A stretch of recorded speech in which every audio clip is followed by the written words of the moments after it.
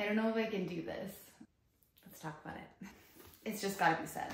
Hi friends, it's Bree. Welcome back to my channel. Today I'm gonna take a deep dive into my own personal story.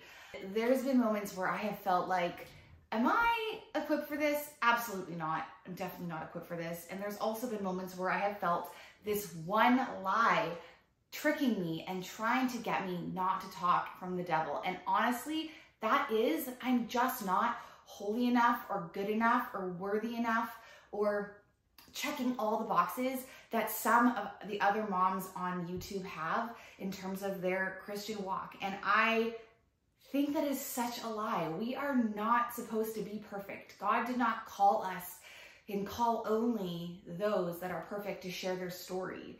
He calls those that are amidst struggle and still working on being healed, and he wants them to share their story too. And so what I'm gonna do with you guys today is I'm gonna talk a little bit about my history and my testimony and where I started, where I'm going, and where I sit today with my journey with anxiety, depression, disordered eating, binge eating disorder, sugar addiction, my stance on, intuitive eating and what that did for my brain, and how Satan also used intuitive eating to make me, feel like I was doing the right thing. But I have come through so many different seasons of my life with different testimonies that, to be honest, I don't know if this is going to be a one-part series or a two-part series, but we're going to start at the beginning, and I'm really hoping to take you guys through my journey, and hopefully it inspires you to want to be closer to Jesus, to want to pursue him with a fire in your heart. Because for me, I know that whenever I've kind of walked in a direction that's just even a little bit off path for what I know that God has wanted for me, that he has stopped me. And I have been so stubborn in my ways in so many of those moments that I feel like my testimony is an ongoing process, that I'm continuously being broken down, to become the woman that God's asking me today to be. And so I'm showing up for you today with my toucan, with my ripped jeans, and my imperfect, messy life. And I just want to share with you guys the ins and the outs of what I've gone through, what's shaped me to be who I am as the mom, the wife, the woman, and now somebody who's decided that they are going to serve by sharing with the world and other people on social media that, God is the only way. He's the only way that we can get to our goals, and in a God-honoring way. And what I mean by that is, I love fitness and health. I've gone through so much with it, but I know that whenever I sway, when my heart is swayed to be tempted towards the ways of the world with fitness and health, I am very quickly corrected, and I don't often notice a correction right away. It's like God has decided to, come on in and stop me in my tracks and make me feel stuck. And I'm like, why am I stuck? Why am I not moving forward in my health? I'm doing the right things. And then I hear him telling me, you are not there. Your heart is in a place where you're being torn in between. And so he wants my fitness and health to be solely focused on him. And so when I started this channel back up after a long break, I decided that that's where I'm going with this. I know that I can't coach women and I can't teach women in my own strength. And I know that they can't overcome emotional eating, binge eating, disordered eating, body image struggles, and even lose weight without the power of the Holy Spirit in them. And so it's impossible for me to share my journey and tell people to do A, B, and C without them knowing my entire journey has been solely focused on the transformation that God has done inside my heart and inside my mind. And that has led to the external circumstances that I have now, which is, healed struggles with body image. I no longer am a binge eater. I've overcome so many of the hurdles in my life, and I'm still working on so much, and that is not because of something that I did or a check mark that I checked or macros that I counted or a certain workout program. And it's truly from this place in my heart where it has been changed towards how I see all of the pieces of fitness and health, and how I've put it, instead of all about me, to all about God. And so let's start with my testimony. All right, so I grew up in an amazing home, Christian family, and I was always brought to church, always knew about God, but I didn't really have that very, deep connection, that first real spiritual experience with God until I was a teenager.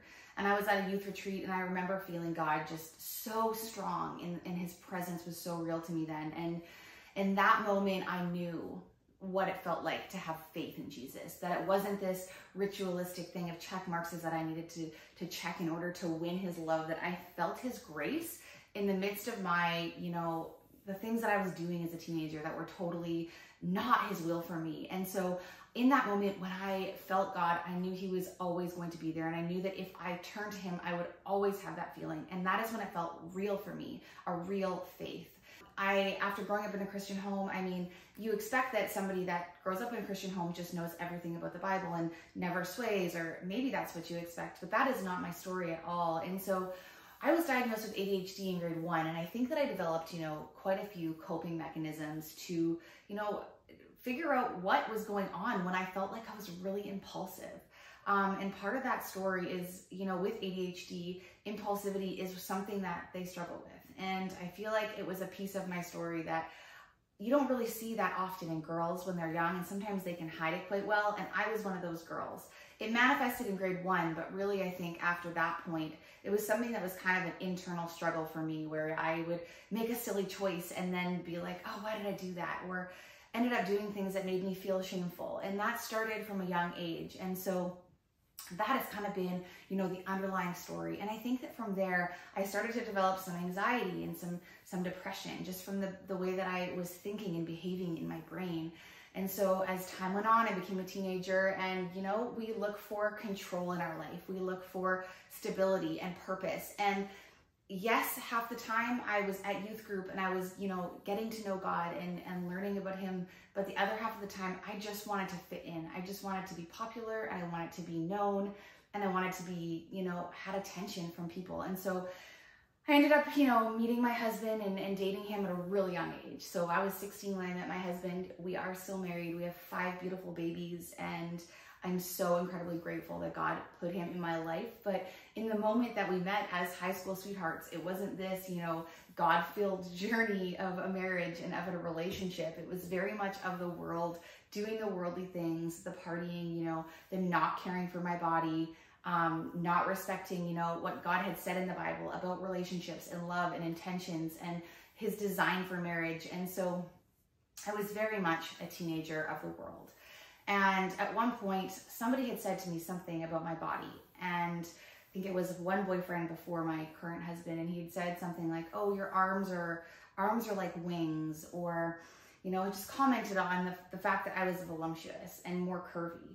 And instantly, I felt like I wasn't enough. And in that moment, I knew I wanted to change my body, and there was going to be nothing stopping me. And so I did some really destructive things in my high school years to try to control how I looked. I went on extreme crash diets. I'm not going to give you guys numbers because I don't want to be that triggering to people, but extreme crash diets where I would be starving during the week, and then is when my binge eating developed. I remember always really loving sugar and feeling like sugar gave me this escape, gave me this feeling of comfort that I couldn't get in other things. I also know that alcohol gave me that same feeling. And so I started gravitating towards these things, and I've got really fond or frequent memories of me, going through the motions of just thinking about food a lot, thinking about sugar and having a lot of sugar. And then when this whole experience came where I decided suddenly I needed to, change my body, it really shook me. And I ended up, dieting hard and then losing a lot of weight really, really fast. And nobody really said anything about it. I was dating my husband at the time. Everyone was kind of quiet. I remember getting some attention from people that weren't close to me, but during the process of it all, I think everyone was just scared of what was happening to me and why I was so small all of a sudden, and was I eating? But people saw me eat because I would binge all weekend. I would starve all week and I would binge all weekend. And it began to be this cycle of, hatred for myself, and then fear of what was going to happen to my body. And that was kind of the first experience with binge eating. I very quickly got married at 19, and I had 2 babies right away, literally 12 months apart on the same day. Such blessings, but I was so young and I was so far from God. And I just did not know what I was doing. And there was not like all these comparables on social media. I couldn't have gone on YouTube and found another mom who was a Christian and been like, oh, that's how she's living, and she's a young mom with a Christian. I just felt like I had no friends and nobody had babies, and it was just me. And I was just trying to do this thing, and it's all I ever wanted was to be a mom. I wanted a lot of kids. I had dreamed of this. I wanted to get married so bad so I could start a family. And I was pregnant at my wedding, and about 12 weeks pregnant at the time. We had to bump up the wedding, and then literally 12 months later had another baby. During that second pregnancy, we got a really big scare. I was told, you know, on Valentine's Day of probably 2009, Valentine's Day, I was told that my baby was not gonna make it. Like her heart was not formed. She had half a heart, and I was just a baby. I was just 20 years old at the time, and I had a 3-month-old, and I did not know how to deal. And it was the first time that I'd kind of come full circle and back to God. And so I started praying again. I started listening to worship music in the car again. I started, you know, thinking that God was in control and releasing my anxiety and fear to him. And during that pregnancy, I felt so much peace. And it was the first time since, you know, in my entire adult life that I had kind of thought, God is here and he is real and he is with me. But I still didn't really have that vision for how I was going to raise my children as a Christian and how I was going to, you know, do that in a way that was going to be honoring to God. But because I was so afraid of what the world was going to think of me. And I was so afraid of, you know, not being enough for all these people. My anxiety was still so high, and my ADHD was still really, really unmanaged. And the combination of these things had me still being quite impulsive. And so during that pregnancy, I felt relief because I couldn't do any of the things that were kind of self-harm.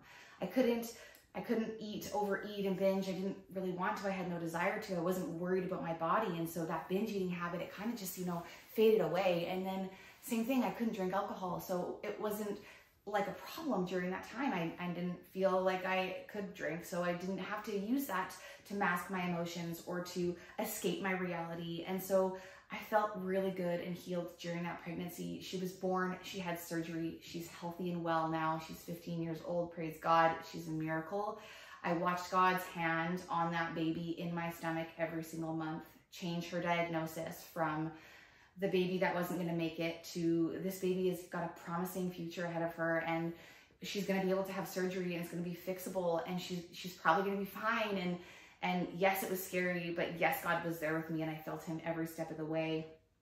So let's fast forward a little bit now, and we'll move forward to, you know, what happened next. And what happened was, I think I suppressed a lot of my feelings during that pregnancy. Yes, I felt God's presence, but I didn't cry. I didn't have this connection. I felt like I was quickly trying to go through the motions. Like, sure, okay, my baby is maybe not going to make it. And then I quickly try to justify why it was going to be okay. And I would try to ignore it, or I would try to say, I'm young, I can have another baby, and all these different painful points that I would push down.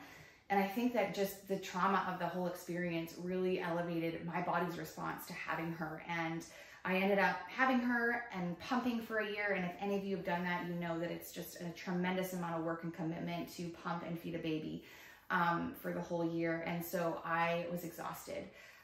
But again, I took up my habits. I took up my excessive exercise where I would go to the gym, you know, once or even twice a day. And I don't even know how I did that. We had a daycare there, and the kids would go in the morning to the daycare, and then at night I'd scoot out for my own time. And I was so absorbed in myself and my problems and how I felt and my anxiety and depression, and just so lonely in motherhood and so unaware of how I was supposed to be a mom. Nothing felt like it was supposed to feel.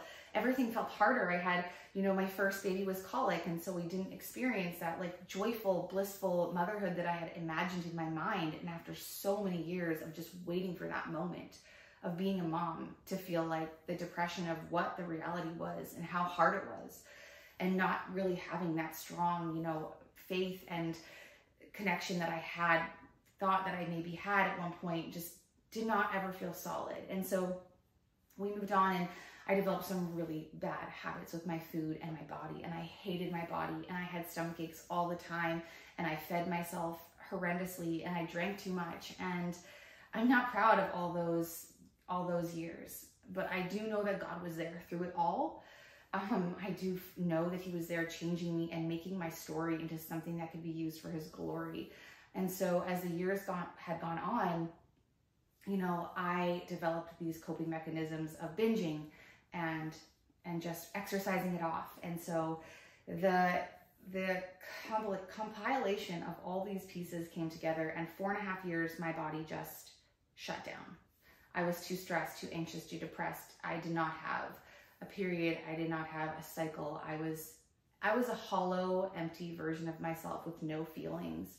But nobody called it out. Like, nobody knew. I think I just did a really good job of masking it, but weekends were spent crying, and it was so painful for me to not have the story that I had imagined as a mom. A few years after that, you know, God had done a work in me, and I started attending church again, and we started going as a family, and I just felt like my emptiness was just calling me back to being with God and being near God. And though my life did not change overnight, it was still just really messy in so many places. I did feel God's presence and him working in me. And so as time went on, you know, my body healed. I gained weight back. I really wanted another baby. I wanted a big family my whole life. And so I devoted, you know, my time to getting healthy. And what that meant was putting weight on and allowing my body to just exist and allowing myself to be in my body, in a bigger body, without forcing it to do, you know, unnatural things and hurting myself. And I eventually got a period back, and my husband had been working out of town. He was gone for like months, 10 months of the whole year that year. And my youngest two kids, my first two kiddos, were 4 and 3 at the time. And he flew back, and he was coming home to take care of the kids so that I could give them a quick kiss and then head off to go and have a vacation with my parents. And that night I was on cycle day 42 of a very messed up cycle. And by God's grace, my little Avery was conceived, and yeah, she was healthy, and we had her, and I was in a bubble of joy. She was an easy baby. She was everything that I prayed for. And I feel like after that 4.5 years, I got this moment in my motherhood that I had been striving for. But again, that was me being wrapped up in my identity as a mom. And so whenever things felt out of my control or the kids were difficult, I still felt like I was a failure. Like I wasn't doing the things that, you know, was right. Why weren't my kids cooperating? Why wasn't it easier than it seemed? And it was still difficult, but I felt like I was in this place of peace for a while.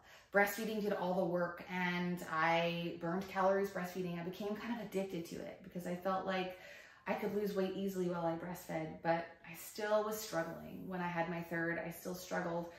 Not as much, not as deeply. I wasn't as intensely, you know, going in either end of the spectrum, but I wasn't healed either. And little bits and pieces of me were healed, for sure. I was baptized. I seeked God, but I was still so afraid of what the world would think. I wasn't living my whole life for God. I wasn't living my whole life for Jesus. I wasn't being bold in my faith. And I feel like it kind of was a rocky ship where I'd heal a little bit, and then I'd fall a little bit, and then I'd heal and fall, and God would always be chasing after me and coming after me. And so I remained in that. And we went on to have a 4th baby, and I almost died at his birth, but somehow God, you know, is good.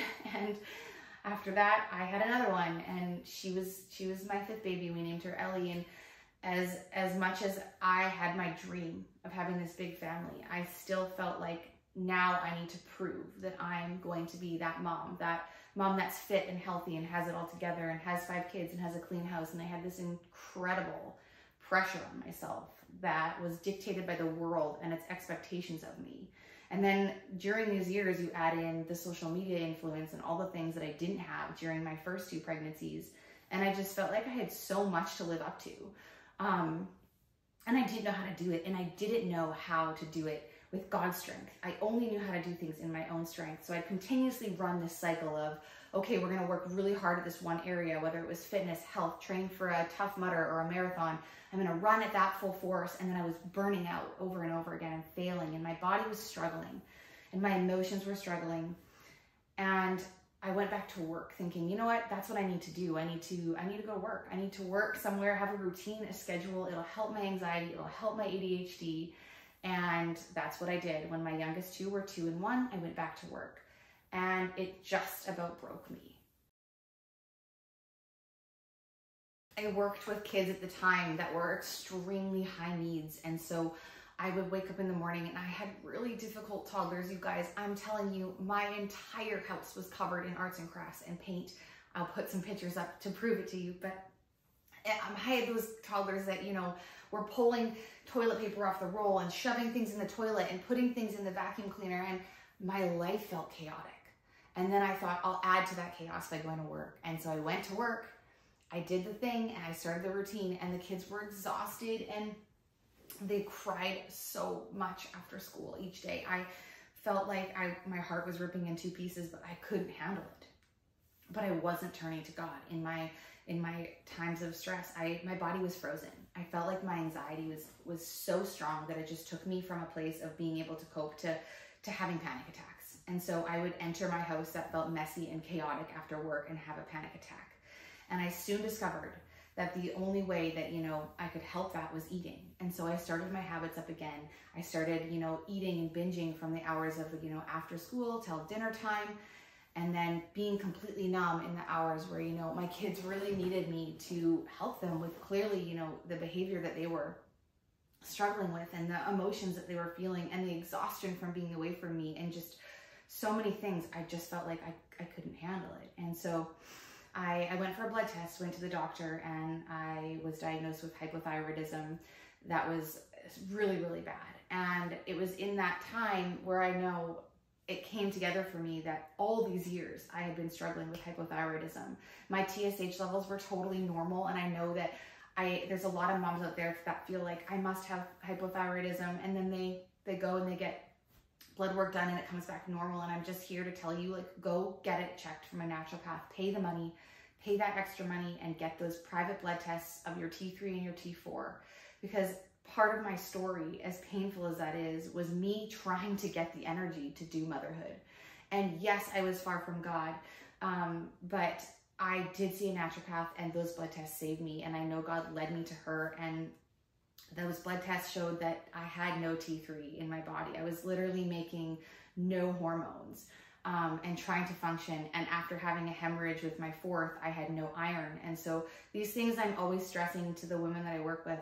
We need blood tests, ladies. I know we're busy. I know we don't have time for us. I know we're serving our families, but you need to go. You need to get it checked out. Take the time. Sidebar. Totally sidebar. But anyway, as they diagnosed me with this, I felt relief because I finally knew something was going on, but it didn't take away from the fact that I had developed these habits where I would come home and binge my face off to try to get my energy up, to try to cope with my life. And I entered into a place that I was really depressed with how I felt in my body and how I felt in my skin. I've always been someone who loved to be active and fit. I used to do CrossFit competitions with my husband, and we loved being physically fit, and I just felt like I couldn't be that girl anymore, and I needed to disassociate from her, because having to be that girl that needed to be fit put so much internal pressure on me that it was like a soda bottle that was like exploding all the time, leading me to be, you know, uncomfortable in my skin. And whenever I'd work out, I was so attached to that disordered thought that it was so much to do with my body. Working out was how I looked, and it was going to be relating to how I looked. I was so stuck there that I had to cut ties completely. This is when I entered, you know, 4 years of recovering from emotional eating, binge eating, disordered eating recovery. I joined a program. I got support. I was involved heavily in that program, and it changed the way that I thought about food. It changed the way that I thought about my body, and it opened my eyes up to a world of women who also struggled with this, which is what gives me the courage to talk about what I struggle with today. And knowing that there are so many more of you out there that just haven't been able to find someone to hear their story and to relate to it, I share because of that and that alone. And so we went through this recovery period, and I ended up going through I can eat whatever I want whenever I want phase, and I really needed that for my body. I needed it for my recovery. And so I did that for about 4 years. I worked on intuitive eating, a concept that many Christians, you know, they really strive to have. And I think that intuitive eating is a beautiful concept. I like to refer to it as mindful eating because intuitive eating comes from kind of one way of eating in a book that tells you a way to eat, whereas mindful eating is a bit more of a broad term, and I don't want to be put into like a corner of what I do now, but I was brought into intuitive eating, and that's what I learned, and that's, and I saw a lot of principles of, intuitive eating in the Bible, and not worrying about food and not worrying about how we looked. And I put the pieces together and it healed me. It really did heal me. And I spent years doing that, but there were certain things I still couldn't do. I couldn't avoid foods that bothered me. I felt like food still had some control over me. Like if I took away different food groups because they made me feel sick, I would still end up kind of like overeating on them eventually. It wasn't the same binge eating behavior as it was before, but it just kind of stuck there, like little pieces of my story that I couldn't get rid of. And the same thing went for exercise. It was like I would start a program and then feel like, what's the point? I can't change my body. And I would be stuck in this mindset where it was like, you should only work out if you're going to be changing your body. But I didn't believe in that anymore. I didn't believe that we were allowed to have weight loss goals. And so there was a whole nother, pendulum swing the other way where I felt like if I don't do these things, if I do all these things, I'm doing it right. And if I start thinking diet culture in any way, I'm doing it wrong. And then I couldn't blend the two. I just couldn't. And at one point, I was sitting there on the beach in my favorite place in the world a few summers ago. And I felt like crying. I was on a holiday. I felt like I had no discipline. I felt like I had no drive. I had no momentum. And I knew that that's not what God wanted for me. I knew that He wanted more for my life. And so it was in that moment that I prayed about discipline. God, show me discipline. Show me what that looks like to create a life that is, encompasses all the pieces of the things that you want me to have in terms of discipline, coming from a place that is only from you. And I began to work on those pieces, and God broke down those walls. And I started to believe that I could lose weight, and as long as it wasn't my God, I could lose weight. And I started to believe that I could be healthy in my body as somebody who loved fitness. I just couldn't make fitness my God. And I started to believe I could say no to foods, that I could have self-control, and that it would come from God, that He would give me with the Holy Spirit the power of His Spirit in self-control. And I could say no to sugar, and I could do these hard things. And so I began, seeking Him first in everything that I did. My workouts were to worship music only. I would be thinking about God's goodness, dwelling on a Bible verse, taking Him and putting Him into every piece of my fitness and health journey. And so that is where I am today with my journey with God and with fitness. It's what I love to do. I started personal training, just a few months ago. Well, I guess it's almost been a year now that I finished my course. And though I have had tons of experience in the fitness industry, I've also had experience with these hard struggles, these feelings like we're addicted to food and how our brain reacts to sugar. And so I feel like I've been able to merge the two together and to make it into one beautiful thing. But it wasn't until just recently when I started back up on YouTube that I had felt God give me that nudge, and Him saying, Brianna, you can't just be a personal trainer. You can't just show women how to eat and how to move their body, because you know that it's never going to be enough. You know that they're striving. You know that you want to work with women who are ready to take change on a soul level, who want to create discipline that is only from me. And I heard Him so clearly, and that is when I said, fine, I am all in. And so right now I'm here back on YouTube, on fire for Christ, ready to share with you the days of my life, what I do as a hot mess mama 5 who does not have it all together, what I do with my health, how I am imperfectly showing up every single day. I'm currently running a 75 Hard for Jesus challenge. I am keeping it open to anyone who wants to join. It's 100% free. It's just a Facebook group of women who are, wanting to show up daily in their Bible time, daily in their, devotions and listening to sermons and going outside, moving their body. It is not like the 75 Hard that you see on social media, on YouTube and Instagram, but it is a hard for Jesus. And I couldn't call it soft for Jesus. I keep saying that because we can't be soft for Him. And I have noticed that my whole life I've been mostly in a phase of lukewarm faith, not ready to give it all over, not ready to surrender. And with this fear of what will happen, will my business crash? Will I have no clients? Will everyone leave me? Those are definitely fears that have crossed my mind, but I am pressing in each and every day to overcome those and show up here, to connect with the woman who needs to hear my story. Because that's where I feel God's calling me. So if you guys like this testimony, if you can relate to it, if it has helped you in any way, please comment below. I want to hear your story. I want to connect with you.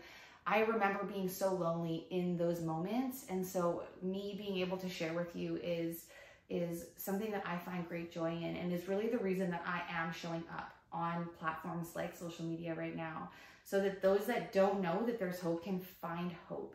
And if you like this, please give it a thumbs up, share it with a friend, and subscribe to my channel. I'd love to have you being with me every week as I go through, you know, my vlogs and some of the Christian habits that I do every day, and how I incorporate Jesus into everything that I'm doing is something that I'm really working hard on right now. And so though I'm imperfect, and though I know God will be working in me in so many ways over the next months to come as I show up here, I'm so thankful you're here. And I can't wait to get to know you guys in the comments and the community section of this YouTube. So have a wonderful day, everyone. Thanks for being here. Bye now.